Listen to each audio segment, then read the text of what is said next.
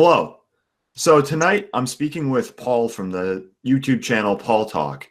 He's a painter and he has had a long history with art, a long history with classical art, and a long struggle against modern art, which he's spent a lot of his career fighting against. So how are you doing tonight, Paul? Well, I'm okay, in spite of all my battle scars from my battle with modern art. Good. I'm glad to have you on. And I guess I'll start by saying, how did you begin your art career? What got you started in it? Well, very traditionally, because my father is an artist. So I grew up and surrounded by that. And I always wanted to be a painter ever since I was very small. I grew up in the 60s with a few memories even from the 50s. It was a time when already what's called contemporary art started to take over. And when I was young, I saw, and I sensed, well, nobody told me about it, but I could see that painters like my father and other painters who were expressionists were pushed aside by contemporary art. But I think this is something people don't understand. So maybe I should give a little sketch of what modernism in art is. Yes. In the 19th century, there was a movement that's regarded as a kind of progress forward with art. And people think of the Impressionists, and this is this new thing that's happening against some kind of stuffy old painting. And so that got, and it got wilder and wilder, and pretty soon people were making abstract paintings, and then it just kept going from there. And that's what people call modernism. But the story is really much more complicated, because what I ended up discovering is that, in fact, modernism began as a reactionary movement. It was a movement started by people like Puvis de Chavannes and Manet and Degas and people like that, who wanted to get serious about painting again, because painting had become a little bit non-serious. And they went back to the older artists. They went back to the 17th century in particular. They went back to Poussin. They went back to the Venetians and the Spanish painters. And they wanted to be more serious about painting. And this then gave rise to all sorts of interesting movements, which we understand it as modernism, but in a way, even something like Cubism and Fauvism have elements, important elements of this reactionary movement in them. So it's very mixed up. And there's a whole complicated story of how ideology got involved with that, particularly communist propaganda. And then in the 60s, along came contemporary art, what is we now call contemporary art. And at that point, I think one could say, or I say anyway, that art ended. That was it. I mean, art education stopped, normal art education stopped, and art became a kind of free-for-all where anything could be labeled art and promoted, and and it would be some kind of prestigious thing. Were you just naturally attracted to the classics, or was it really that something in particular that attracted you to classic art? When I was young, and my father did a lot of things. He was basically an expressionist. Everybody was an expressionist back then. And what that meant was that painting was representational, but it was very free and kind of splashy. The painting I knew in particular, that of my father and his friends, was serious painting in a way. So that for me, there was a continuum between that kind of painting. You can look up some of these guys, a guy like Robert de Risto, or a guy like Herbert Katzman, or a guy like Gandy Brody. And you can look up their painting, and there's a continuum with that kind of painting and traditional painting. So I didn't really see a big difference. And when I was young, I didn't understand the old masters very much, because I was completely surrounded by painting. And I discovered the old masters slowly, but I grew up with the emergence of contemporary art, because I was born in 1956. So this stuff started coming out, in 1963, 1964, and I was a little kid, except that I went to a school right where all the galleries were on Madison Avenue. Back then, the hip galleries were on Madison Avenue. Later they moved down to 57th Street, and even later they went down to Soho, and now God knows where they are. But at that time, everything was happening on Madison Avenue, and my school was right there. And at that period, the early 60s, even though New York was more dangerous than it is today, kids could just roam around, and I did. And I would go to the galleries, and I saw all this stuff, and I didn't realize until much later that I'd experienced something that practically nobody my age experienced, which was the emergence of these art movements and so on. And to me, it was amusing. I didn't take it seriously as a kid, but it was amusing. And later, I saw that it took over. But meanwhile, I was on my own path. I mean, maybe I suspect now that I was a little bit autistic. I was a little bit in my own bubble. But for instance, to give an example, when I was about 15, I discovered Watteau. And Watteau, you know Watteau? He's a very famous 18th century French painter who had a tremendous influence on French painting. And but at that time in the 60s, I mean, nobody cared about Watteau. He was known as, one of the old masters, so, but nobody cared about that. But the museum was there. I spent a lot of time in the museum, and I finally stumbled on this painting that hit me, and that was it. That got me going on the old masters, and then I discovered other old masters, and that was it. I mean, I didn't have a minute for contemporary art after really discovering that sort of stuff. Yeah. And what is it about contemporary art that you really despise? Why is it that you hate contemporary art so much? What I object to is that this is stuff that's calling itself art that isn't art. That's the problem. And the other problem is that if it tried to exist without calling itself art, it couldn't exist. In other words, it's all about pretense.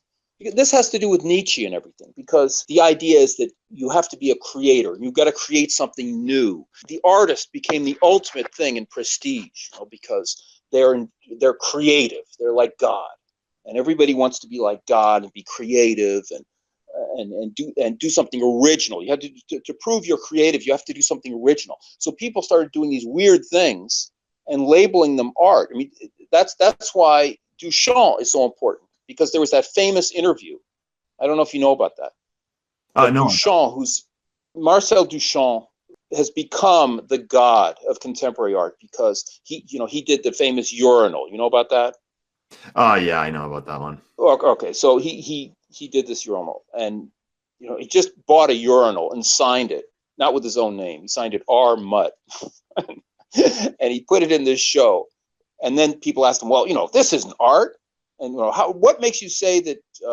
First of all, who are you? What is this? How can you say you're an artist? And he said, I'm an artist because I say I'm an artist. And and then they said, well, this isn't art. And he says, yes, it's art because I'm an artist and I say it's art. And people take this as carte blanche for doing any damn thing and labeling it art. And this all comes out of Nietzsche and so on. The thing but there's a lot to say about Marcel Duchamp, but you have to understand that it was a whole different world back then. And what he was doing had a certain kind of meaning at the time. And do you think that one of the problems is just lack of standards? Because, what I think is that if you have the standard that anything is art, then there's really no incentive to actually create anything beautiful, because it's so much easier to just get a urinal and sign it than it is to actually put the effort into creating a real work of art. Absolutely. That's the whole trick of it. No standards. And even art education. I mean, you've probably heard people saying, oh, well, you can't study art because if you do, you'll cripple your mind with these rules. You have to be free. You've probably heard that. That's everywhere. And that's been what people have been learning and hearing for decades and decades. It even started up when I was a kid. And you were supposed to be free and express your personality. So that was the big thing. And was that the main justification that the art establishment used to push modern art? I wouldn't put the blame on the art establishment. The art establishment just follows what's going on. The establishment was always slow to accept anything because they always want to be where the money is and where the prestige is. So it took a while for people like Andy Warhol and so on to break in. But then when they saw, it's like the Beatles. When people saw that they could make millions with the Beatles, then they ran after the Beatles. It just became bigger and bigger because people jump on this bandwagon or any kind of fad. I blame the artists more than the establishment. The establishment always behaves the same way. They protect whatever is successful, whatever is popular. To me, the great criminals in this case are the so-called artists. And in fact, it's not artists, it's people who want to get famous and have prestige on the cheap. And Picasso is responsible in some ways for that also, because he did that. I'm not making an outright condemnation of Picasso, but there's an aspect of Picasso where he was trying to do something that would astonish people and surprise people, and not all of his work is sincere. And that's a problem. I mean, he's not the only one, but he was a very, very big influence all through the middle of the 20th century. So when you got started with painting classical art, how did you fit into the trend that art was going on when you got into it? I didn't. I went to 4 different art schools and I dropped out of them all. And I had all kinds of nasty experiences. I mean, not everybody was mean, but I had some pretty nasty experiences. And I had some good experiences too, but it was very tricky, and I was very, very isolated. So it was a very lonely road, because also it's really hard to learn how to paint properly. They used to say, back in, say, the 18th century, that it took 10 years to make a painter. Now, it's like becoming a brain surgeon or something. It was always understood that painting properly was something that was very, very difficult. It took a great deal of training. And when I came along, I was lucky. I had some particularly good teachers. I think I had the best possible training you could gotten at that time, but even that wasn't nearly enough. I mean, I'm still doing it. I'm still struggling to make up for that lack, because there's no proper education and there's no support for the thing. So it's a terrible struggle. And then something that happened was that classical realism came along. There's this new classical movement. You're aware of that, maybe? I think I've heard of it, yes. It's called classical realism. It has other names now. They call it the new realism. And I know some of these people. Their idea is that painting is all about making good reproductions of things. Painting things so they look like the things. And the thing about that is that it's part of painting, but it's not all of painting. And so they start schools, and after a couple of years, anybody can learn to do this really well. But it's not real painting. It's really a sort of contemporary art in a way. I thought that I could be allies with these people because they were against contemporary art and supposedly interested in tradition, but their idea of tradition is way too limited. So that's been another difficulty. Well, they regard me as some sort of modernist painter, which I am in a way, but the modernism I follow is the reactionary modernism of the 19th century. What to you makes good art? What would you say your standard for art is? That's a big question. My YouTube channel is essentially dedicated to that problem. You have to learn how to really draw, and really proper drawing is not about making things look realistic. And then you have to learn the principles of painting. And the principles of painting have to do, in part, with what people now call abstraction. It's quite complicated. You have to accumulate a bunch of skills which at the beginning have nothing to do with each other. And you've got to be able to put these things together. I mean, some people have a tremendous talent and a tremendous feeling for it, and they can do this more easily. I guess my talent was kind of average, and my feeling for it is what it is, but it's a huge thing. People think of painting as, this thing you can do. You're inspired and you express yourself. Well, that's a part of it. There's some of that in it. That aspect of painting, just being inspired and following your feelings and so on, that can be useful once you have an idea of what you're doing. Then you can let it happen a little bit. But you could call it a science in a way. It's something that's difficult to put into words. Yeah, I mean, you can talk about different aspects of it, and I've done I don't know how many hours of YouTube yakking about different aspects of this thing. But you have to consider, there's the whole problem of how colors should be handled, the different, it's just on and on and on. It's painting. You talk about painting because this business of art, I don't like the word art anymore. I like to talk about painting or about sculpture or about drawing, and that doesn't mean that other things can't be artistic. And one thing I guess I would say is that art really isn't about aesthetics. When people think it's about aesthetics and just making things beautiful, it's about more than that. And in a way, aesthetics is a different question, because beauty is everywhere and in everything, and there's design and all sorts of things and wonderful things. And if painting gets reduced to that, it's not that. Painting is its own problem. Painting and sculpture come out of drawing. I mean, drawing is the real basic thing, drawing. And that's something that just isn't taught anymore. They have drawing courses, but I've never seen any drawing courses that I would call a real drawing course. How would you describe the state of the art world today? It doesn't exist. There are probably now more people who are artists, in quotes, than have ever died who are artists. There's probably 10 times more artists now than there have ever been real painters who have died in the whole history of humanity. There's a new museum of contemporary art that pops up somewhere every week, and galleries and all these people and all this going on. Some of it, I mean, even a lot of it. These people aren't necessarily without talent. The things they do, these fancy, weird objects, they can be full of poetry, and they mix photography with this and that, and it can be aesthetic. It can be ridiculous, but it's. But a lot of the famous stuff, Jeff Koons, for instance, it's even disgusting. So it's this crazy world that is churning around with millions and millions and billions of dollars, and that commands still, for some reason, this tremendous prestige, because how philosophy has, with Nietzsche and everything, has turned into this business where the artist has this tremendous prestige, and creativity has all this importance, and on and on, originality. And so it's this great institution that's churning around that has absolutely nothing to do with drawing and painting and sculpture. It's a carnival that is all about itself. It's a free-for-all. It's a free-for-all about pretense and money. You can put the label artist on anyone, but that doesn't necessarily make them good at art.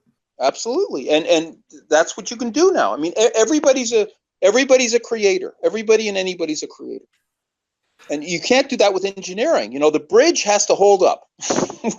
When the cars drive over it, the bridge cannot collapse. So that keeps people, they remain more sensible when that comes. But art, it doesn't matter if painting doesn't exist, it doesn't matter. Nobody suffers. There's no disaster except a cultural disaster. Do you feel that the decline in art, and with contemporary art, do you think that says something bigger about our society as a whole? Oh, yeah. To me, that's what got me into philosophy, because I realized that this was really crazy. And of course, what happened was, when it's a big story, and I suppose we shouldn't go into all that, but what happened as modernism developed, and because the artists were all communists, the idea of communism is that history progresses, and history has a certain shape, and it's going to a certain goal. And the goal politically is the dictatorship of the proletariat. So the artists felt that they should have a goal, and they should get to the essence. The essence of politics is to arrive at complete equality and complete justice and so on. And so the painters got this idea in their head that the essence of painting was abstraction. In other words, just colors and lines thrown around. Get rid of representation, you understand? And so they were doing this abstract work. And if you were doing representative work, you were accused of being in the trash can of history. You were accused of being irrelevant. You couldn't do realistic work, couldn't do representative painting and be taken seriously. In the 60s and the 70s, that was very, very strong. And you have to be my age to have lived through that. But it was nasty. It was really nasty. Would you say that your political views influenced your art, or did art influence your political views, would you say? Art influenced my political views, because I asked myself very seriously the question. It's like the Jordan Peterson's thing. You have to really ask yourself questions and not just assume. So I would say, well, look, maybe these people are right. Maybe what I'm doing has no historical relevance. And then I had to figure out why the heck they were saying such a weird thing. Because, when I walked into the museum and I saw Watteau, that was part of my present, as far as I was concerned. It seemed miraculous to me and wonderful, but there it was. It's part of what I'm living now. So that's what drove me to philosophy. I was lucky to have an uncle who was a student of Leo Strauss, and so I got some philosophical training, and I studied on my own. That's why I got into philosophy, and getting into philosophy is what got me into politics, because when I was a kid, I wasn't political at all. I mean, the situation of our society and our world was not what it is today. And in the 60s, if you were a Canadian or an American, the whole world is America and everything's fine. That was the feeling. And there was just, everything was fine. And now we live in a world where we're very conscious of the rest of the world and what's happening. Americans can no longer so easily look at the rest of the world as sort of a vacation place or sort of some kind of extension of America. And there's all this communication and all this immigration and all this multiculturalism, and our society itself is breaking down from the interior. So now we're more conscious of those things. But artistically, these things happened in the 60s. They happened in the 50s and 60s. So the culture and society is now where painting was 50 years ago. Because in art, that could happen without consequences. And so you describe yourself as a conservative individual. I'm a defender of tradition. Let's put it that way. I mean, I'm not a blinkered defender of tradition, but I read this terrific thing in Taine the other day. It talks about how there was this idea that if you get rid of your prejudices, that equals intelligent. Not being prejudiced equals intelligent. But the thing is that these prejudices might be smarter than anything you can figure out yourself. You might not be able to understand the prejudice, but it might be the world is so big and so mysterious. So my feeling is one has to be very, very careful before making changes. If it's not broke, don't fix it, kind of thing. And I think that kind of plays into one of the major problems that we really have had in the West in the last maybe you could even say since the Enlightenment. It's kind of the idea that you have to constantly critique something. You have to constantly break something down. You got to find a flaw in it. And it seems to be that the path that we followed is that if we can find any flaw in our traditions, in our values, in the structure of our society, then we must discard it because it's irrelevant. But the problem is we don't really have anything to replace it with. Yeah, absolutely. But the thing is that you can't just throw out the idea of criticism. You can't just throw out the idea of improvement. In other words, it's like a fire. You have to constantly tend it. The problem is it's criticism, but without any solution. So, you can tear something down, but you have to be able to build something up that's better. It's also a constant work that has to be maintained. It's like having a house. If you have a big house, it's always falling apart. You always have to be fixing the roof or replacing the windows or painting it or making some renovation that you got to have, or like taking care of yourself. We have to eat, we have to exercise, and then you grow old and you've got to adjust. You can't exercise in the same way. You can't eat in the same way. You can't, So the thing has to be tended. And our society and culture and art and everything, new pressures are going to happen. For instance, globalization. It's a new pressure. So the Cold War comes to an end. America wins the Cold War. And what happens then? Well, then suddenly the world is freer. And so people can trade. And so then people start exploiting this possibility in good ways and bad ways. But the condition of the end of the Cold War and the beginning of globalization is a kind of neutral thing. I mean, it can be abused, but it's good in some ways, or good. It's what it is, and you have to cope with it, and you have to cope with it intelligently. And people just rush into these things with the idea of making money and gaining prestige and so on, and they create a lot of damage.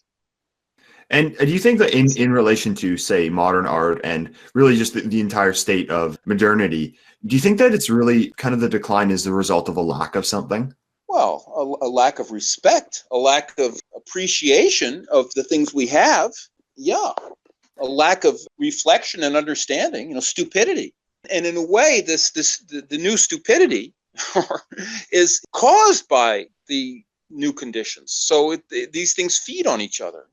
But at the same time, without throwing the baby out with the bathwater. My life was saved by modern medical technology. I mean, I would have been dead if I'd been born 20 years earlier. One of the real dilemmas we face is that technologically we do keep getting better. And I guess you could say if you put the quality of life index, it seems to keep being going up and up and up. I mean, I don't know how long that's going to last. Say up and up and up, but I would say more and more powerful. Yes. And power is neutral. So, for instance, we can talk to each other. with this incredible internet. At the same time, Facebook or YouTube's going to shut us down because of the bad things we're saying. Yeah. So, but I feel though that the West has lost a lot of the more abstract cultural things that really kind of made it such an impressive civilization. When I think about art, and I think about, wider history, the last 1,000 years or so, most of art in the West was inspired by Christianity. It was inspired by religion. And do you think that a big contributor to the decline in art and the bringing about contemporary art is the loss of religion? That probably contributes, but to the problem of painting, it probably contributes indirectly, because there were great painters who weren't very religious. I don't think being religious as such, painting it's like technology. It's a technique. It's an art, and you can be a horrible person and create great art. But if you live in a society where art doesn't even exist anymore, then there's no art. I mean, but this is the lesson of Tocqueville, de Tocqueville, who said that American democracy is wonderful, and there's all these great things, and there's all this freedom, and there's all this possibility, and therefore there's all this prosperity and so on. But he said it depends on people being religious, because it depends on everybody playing by the rules and being good. And the system, the American system, for instance, the Constitution, it's not that makes people good. They're good because they're good people. They're good because they're religious believers, and they're behaving each other, and they're monitoring each other. And so when we lost our wonderful religion, the best religion that there ever was, then the society goes off the rails because of the loss of morality. Because the religion isn't morality, but religion supports morality. So yeah, I would agree with that. And I do think that kind of the lack of standards, it's something that you can also see in other aspects of contemporary Western society. Like what I often talk about is architecture. And I'm not an expert in architecture. I don't have a background in it. I just see some of these major cities. I see that they really all become the same. So like, for example, the city that I'm from, Toronto, there are parts of the city, there's old parts of the city where you can see the old Victorian era. And it once was a very beautiful city. It once had a very unique and very beautiful aesthetic, but that's all been overgrown with, these modern giant horrible piles of glass and steel. Yeah, it's horrible. And this what the history of contemporary architecture is well known. It comes out of communism played a big role in the Bauhaus and all that. The idea was that things should be, all this aesthetic frilly stuff was seen as peripheral, was seen as bourgeois and ridiculous, and what we need is housing for the workers, and what the workers need is hot water and shelter, and they don't need all this crap, and worship of technology, and worship therefore of numbers, and getting things all clean looking and geometric without any humanity or warmth to it. And if you read Ruskin talks a lot about architecture, and to him, it was interesting to read Ruskin on architecture, because to him, architecture comes out of sculpture. The decoration and the sculptural aspect of these buildings is what determines the buildings themselves. It's pretty interesting to read. And then if you read, for instance, Palladio or Vesuvius, it's the same thing. Everything comes out of these architectural orders. In other words, art was the thing that it's so backwards from what we think of today. I mean, now we think of decoration as, well, okay, you have a structure and then you plaster decorations over. But the old way of thinking about architecture was you had an artistic proposition, and then the structure arose out of that. I mean, it's something that has to be gone into very deeply, and it's a way of thinking that's totally alien to us. But you get a taste of that in Ruskin. We're just out of that. We're into this technology thing, and this aesthetic, all this aesthetic. So we have this clean aesthetic. Really, talking about it to you now, saying these things, I realize how alien the spirit of those beautiful buildings is to us now. I mean, it's and when people try to do it in postmodernism, they try to do it. So they stick on a fronton or some, they stick on some decoration to their box, because basically all architects can come up with is a box, or a weirdly shaped box like Frank Gehry. He uses these shell shapes and stuff, but basically it's just still conceived of as a box. That's horrible. There's a building in Toronto, which it's the Royal Ontario Museum. And I've used this picture a lot in many of my videos because I find it's just so symbolic of kind of what has happened to Canadian culture, but I think Western culture is total. Yeah. What the building pretty much is an old either Victorian or Edwardian building. It was built over 100 years ago, the museum. And it's a beautiful building. It's one of the last remaining things of old Toronto, but they built this postmodern shape on the side of it, and it cut right through the building. And there's just such a lack of care and just such a lack of standards. It's the same thing of riding on the prestige of the past. There's some beautiful thing that was made, and they do an irreverent thing, and then they take credit for having done something, beyond what these actual artists did. It's very sad. It's childish, really. I think another problem, though, is the over-intellectualization of things like art and architecture. Like, I often think of the Cathedral of Christ the Savior in Moscow, in Russia. It was the biggest Orthodox cathedral in the world. It was built in 1862. It was built to thank Christ for Russia's victory over Napoleon during the Napoleonic Wars. And it was just a spectacle. But after the Russian Revolution, in the 1930s, they really only just saw this big waste of money, the communists. They only just saw this big thing that was apparently oppressive, a waste of money. Why did they spend all this money on building this cathedral? And when you break it down to just the material, it wasn't good for the economy. It didn't help your material wealth to have that cathedral, but it was one of the most beautiful cathedrals in the world. And the communists demolished it in I think it was 1932. All that art was lost. But after the fall of communism, in 2000, the Cathedral of Christ the Savior was rebuilt. And again, today, it is the biggest Orthodox church in the world. But what got me about that story is that when you do break everything down to just its material, the material value of something, beauty doesn't make sense. You can't put it into numbers. You can't put it onto a sheet. You can't judge it scientifically. It's something a bit more abstract. Communism is the concentrated essence of all this modern philosophy, starting up in the 18th century, if you like, even before. And it's a total disaster that's completely destructive and ugly. And we're still fighting it. Even though communism has been defeated, it's still in everybody's heads and all these intellectualized notions about equality and on and on and on. And it's a disaster, and our world is suffering more and more ruin from it. I mean, the horrors that communism committed upon the beauty of the world are just too numerous to mention. But we're still in it, and still thinking this very cold, intellectualized, idealized way, which leaves out of life these other aspects that are crucial. It just doesn't work. We have heads, but we have hearts and we have bodies, and all these things have to be taken into account. And we also have our society, our history, our traditions, which maybe can be improved or criticized and so on. But it's just terrible what we've been through here. Yeah, and when I think communism, Marxism, the idea that it was founded on was equality. The real driving force was the drive for equality. Whenever you listen to a politician speak today, they talk about freedom, equality, all this jazz.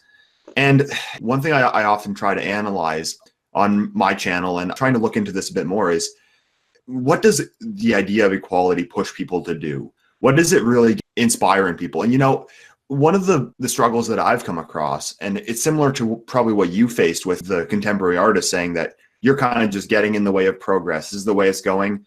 You're just holding it back. I think one of the things that I've encountered is, I often talk about kind of a need for a culture, a need for more belonging in your own nation, your own neighborhood, your own community, a need for purpose and stuff like that. And one of the critiques that I often get is people saying, well, why should we care about that? That's just kind of old think. But the problem is, though, that when you look at human nature, and when you look at the way that societies have been run in the past and in the present, people crave these things. People crave meaning. They crave belonging, and they crave a culture and to be part of something that's bigger than them.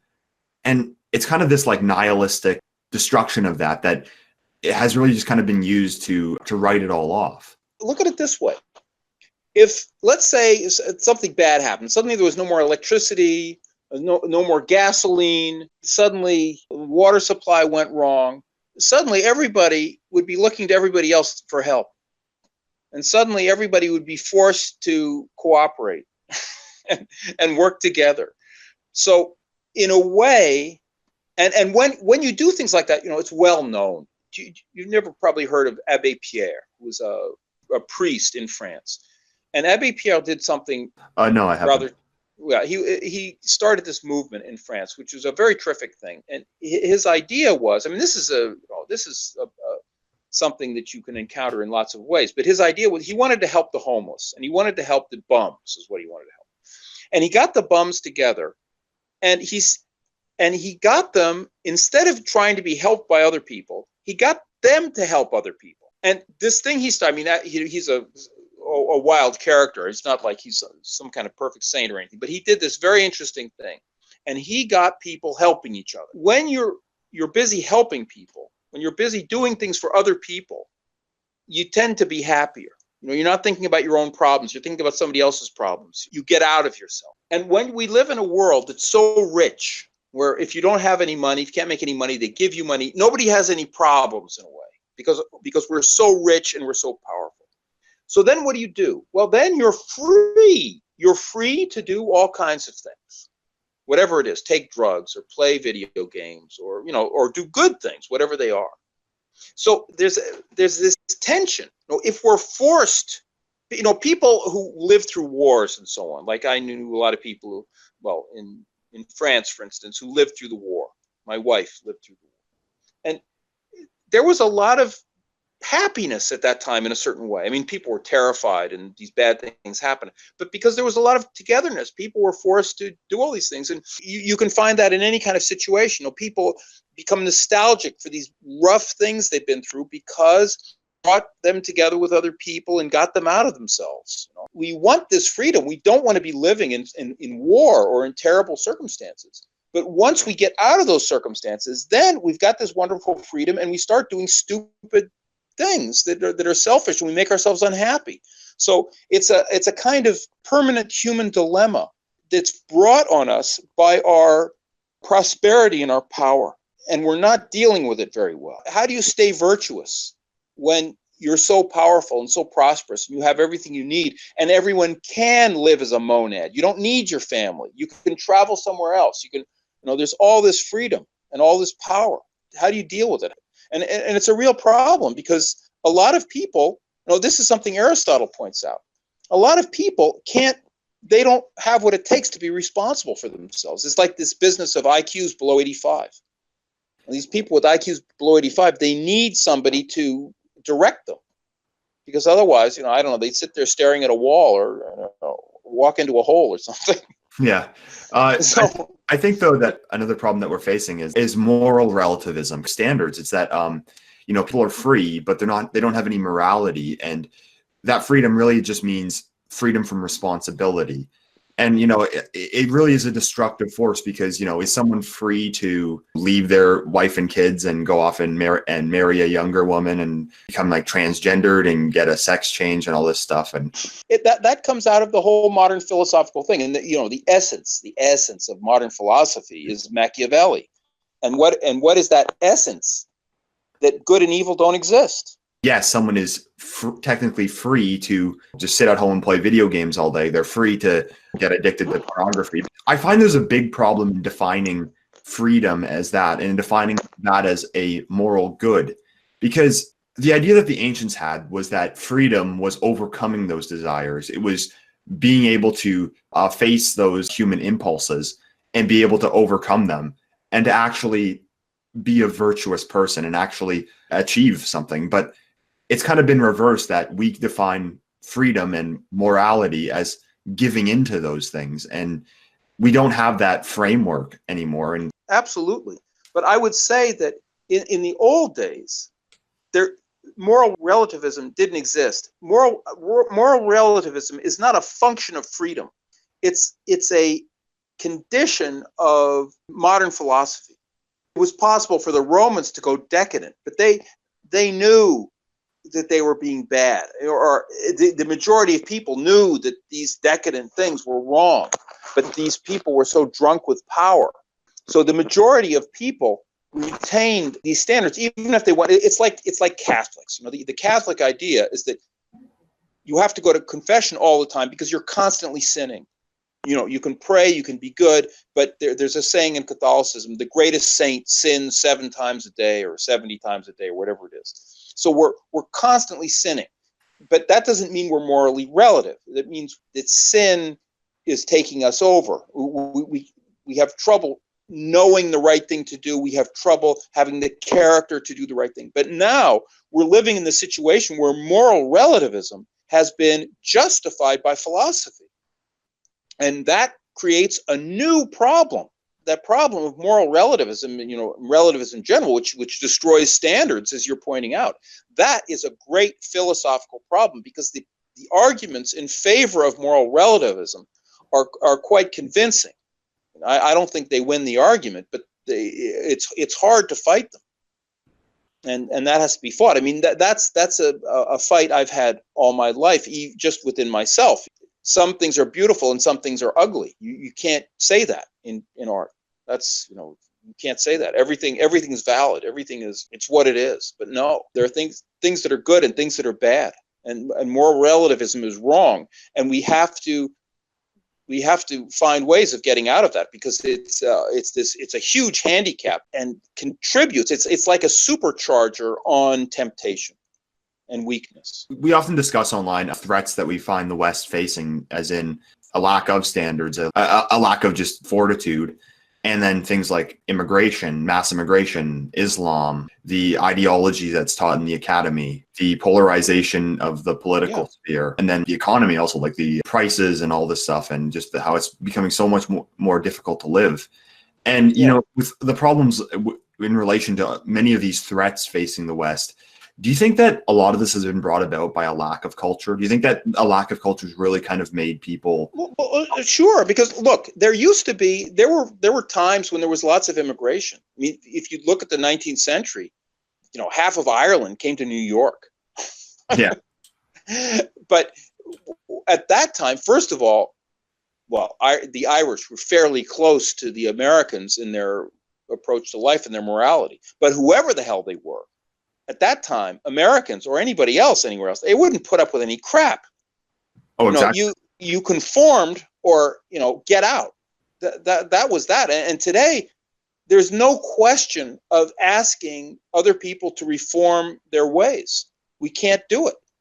And so there's things, big issues, the women in burqas. Well, so in France they make a law against the burqa, and then it's a constant struggle. In the old days, I mean, Arabs came to France. I mean, everybody went everywhere in the old days, just like today, not in the same numbers, but they just wouldn't do it. The social pressure was just too tremendous.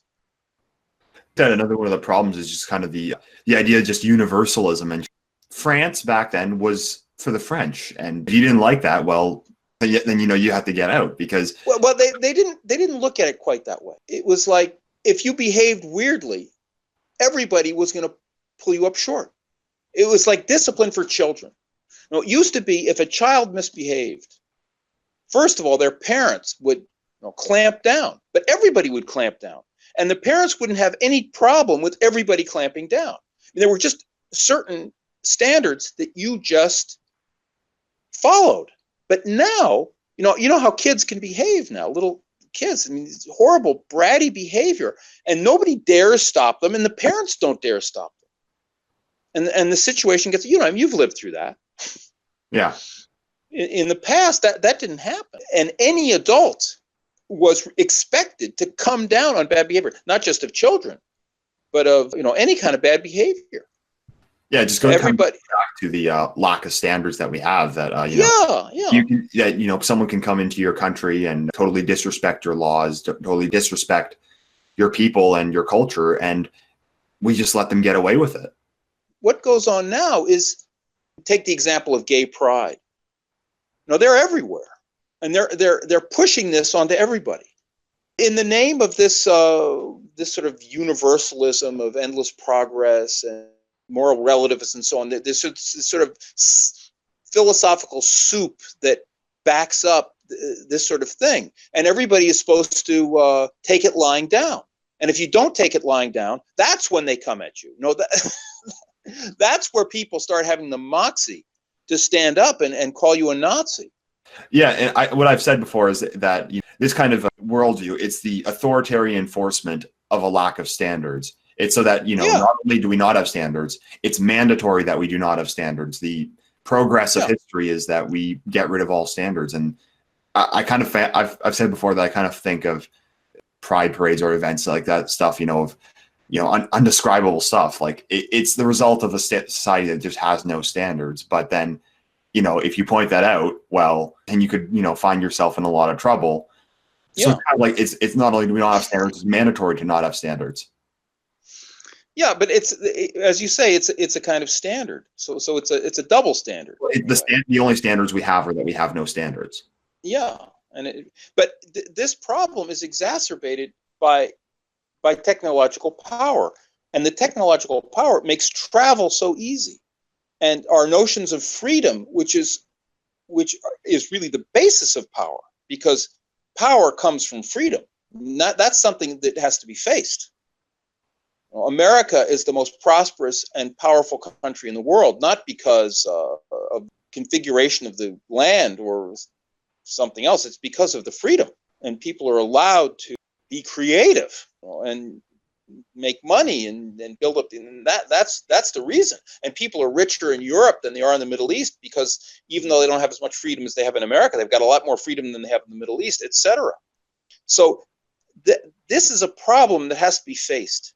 In other words, you can't just say it's our culture which has defended freedom and made us so powerful that has also put us in this situation where we have trouble defending our freedom.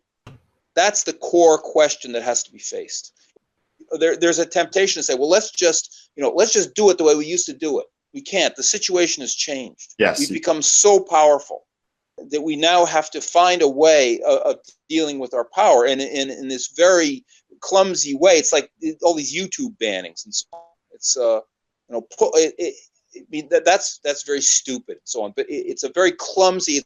It's one more clumsy attempt to deal with this situation. So I'll ask you one more question. In Yeah. terms of a political movement, in terms of like a movement that will solve these many problems that the West is facing now, that I've been discussing and many others on YouTube have been discussing, and that they've been cracking down upon. In terms of political action to actually solve that, how do you feel that art could inspire a movement like that? Well, I don't know. I listened to a lot of your last stream, and I thought that was excellent, what you're trying to propose there of getting people away from their petty differences and recognizing errors and having better optics, as you put it. I have to say, I'm really perplexed. For a very long time, I was convinced that contemporary art would collapse of its own weight. And in 1991, there was this great crisis in contemporary art. There was a sudden, huge drop in prices, and I thought it would go away, because I'd been convinced all my life it couldn't go on. It just couldn't go on. It would have to stop. But no, it just keeps on going. And then governments, I know in France, they were very concerned about this, and they suddenly did all these documentaries and stuff that they put on public TV promoting contemporary art in different ways. Do you think that if people kind of had if people had a more of an appreciation for the culture, more of an appreciation for the values, and through something like art, do you think they'd be a lot more motivated to stand up and make a difference in the world? James, I don't know. I mean, my feeling, my tactic about painting anyway, is that the only way to do anything about painting is to make really good paintings. And I mean, I think I've made some really good paintings, but so far it hasn't done anything. But so my paintings are rejected, basically, not by nice people. But my paintings should not exist because they're an affront to this thing. So, but I guess some people are interested in what I'm talking about on YouTube. Of course, my channel remains a very small channel. It's just the people who watch, I guess they appreciate it. But it's I'm talking about that to talk about the larger thing. I mean, something's happening. Obviously, something's happening. There are good things that are happening. I mean, there's wrong things. You can have legitimate criticisms of Trump and Brexit, but at the same time, these are hopeful things that are happening. There's a general movement that, I mean, even MGTOW and these sorts of things, and anti-feminism. There's something positive in these things. They can be clumsy, or they can. The critique might be a little bit legitimate. Maybe the idea is bad, though. In terms of something like, say, MGTOW, like, their ideas are, well, quite ridiculous, but you can understand why someone would kind of have that frustration with the world. Well, right, and it's a way of sort of shaking up the paradigm, casts light on what feminism has done to society. It's true. I mean, people, bit by bit, the society is turning against feminism, I think, even though it's still so powerful. There's hopeful things going on. And I think this sort of resistance movement to everything that's happened is growing, but it's not going to be what we ideally want. And I think you're very right in what you said in your stream, that one has to try to get behind and accompany and be part of and encourage a general direction in which everything's not going to please us about it. But maybe something can be saved. Maybe the general thing can move somewhere better. I feel that that's happening, and I think your attitude is right about that. So. Well, I think this has been a great interview. Thanks for coming on, Paul. And you guys can you can check out his YouTube channel. He discusses art, politics, and he does a lot of great work. Have a good night, guys.